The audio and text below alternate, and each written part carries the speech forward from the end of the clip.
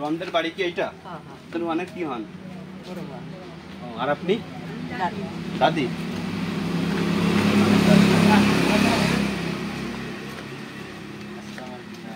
ভালো আছো? কি অবস্থা এখন তোমার চোখে?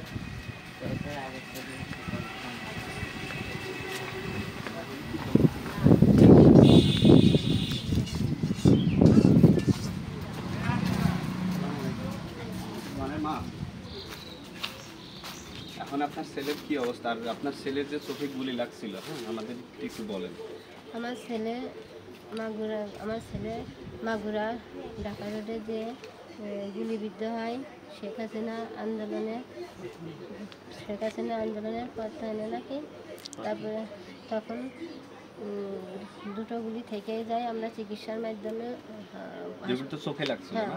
এই চোখে আর এই চোখে, দুই চোখে। সদর হাসপাতালে নিই, তখন ট্রিটমেন্ট হয় না। তারপরে সেই জায়গা থেকে ট্রান্সফার করে ঢাকায় দেয়। ঢাকা থেকে আমরা তখন কোথাও চিকিৎসা পাইনি। না পাওয়ার কারণে কাজী সাইমুন আন্দোলনের ছাত্রনেতা, তাকে বলি, সে নিয়ে তারেক রহমানের কাছে মানে সব কথা বলার কারণে সে চিকিৎসা মানে ব্যর্থ নেয়। দেওয়ার পরে তখন কোথাও কোনো জায়গায় চিকিৎসা করাতে পারে না। তারপরে তখন যে জিয়াউর রহমান ফাউন্ডেশনের কাছে তখন যায়।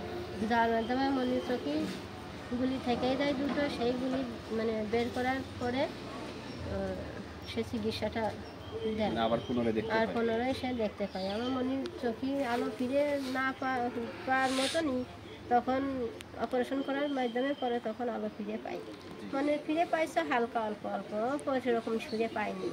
না পাওয়ার কারণে তখন আমার মনে আবার পুনরায় চিকিৎসা মানে একটা অপারেশন আমরা করেছি জমিদাতি বিক্রি করে, মানে ইটি করার পরে একটা অপারেশন আমরা করেছি। আর একটা জিয়া ফাউন্ডেশনে যে জিয়াউর রহমান সেটা করে দিয়েছে। জিয়ার মাধ্যমে পরে তাই আমার মনে একটু অল্প অল্প আলো ফিরে পাইছে, পুরোপুরি ফিরে পাইনি। আর আপনাদের কাছে আমার একটাই অনুরোধ থাকলো, এখন এই যে বিএনপি আমাদের ভারপ্রাপ্ত চেয়ারম্যান তারেক রহমানের কাছে আপনাদের কি চাওয়া? সে তো আপনাদের পাশে ছিল প্রথম থেকেই, এখনো আছে। এখন বাদ বাকি আপনাদের কি চাওয়া আছে? আমার ছেলে, আমাদের একটা স্বপ্ন ছিল আমার ছেলে সেনাবাহিনী চাকরি করবে। সেই সেনাবাহিনীর চাকরি করার জন্যই এটাই করেছিলাম। আমার ছেলে খুব উঁচু লম্বা ছিল, পিঠের ছিল, লেখাপড়ায় মানে যতটুকু করতেছে। আর আমার মনির আপনারা যেভাবেই হোক তারেক জিয়ার মাধ্যমে অনুরোধ করছে আমার মনের জন্য এইটা গেল অনুরোধটা গেল, মানে চাকরি অনুরোধটা গেল।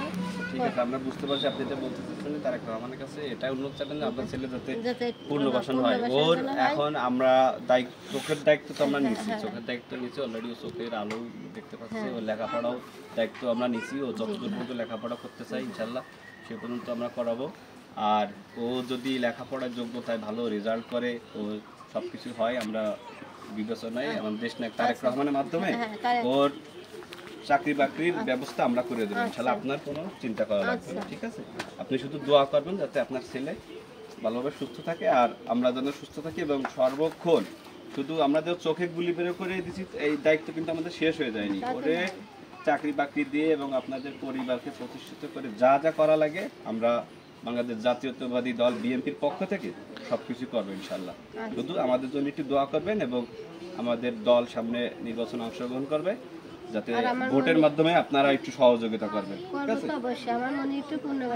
অবশ্যই অবশ্যই এটা আপনি দোয়া করবেন। আমিও আপনার একটা সন্তানের মতো আমরা চাই যে ও দেশের একটা কিছু করুক, দেশের চাকরি বাকরি ওর যোগ্যতায়, ওর মেধা যোগ্যতায় হবে। আপনাদের কাছে একটাই অনুরোধ, তারেক জিয়ার কাছে একটাই অনুরোধ, আমার মনির জন্য পুনর্বাসনটা করবেন। আলহামদুলিল্লাহ, আমরা এইটার দায়িত্ব নিলাম এবং আমাদের ভারপ্রাপ্ত চেয়ারম্যান দেশ নায়ক তারেক রহমান বরাবর আমরা জানাবো এবং তার মাধ্যমে আপনার ছেলের দায়িত্ব আমরা যেরকম আগেও নিছিলাম চিকিৎসার দায়িত্ব, এবং ওর পূর্ণবাসের যে ভবিষ্যতের যে দায়িত্বগুলো আছে সেগুলো আমরা পূরণ করবো ইনশাল্লাহ যতটুকু পারি, ঠিক আছে?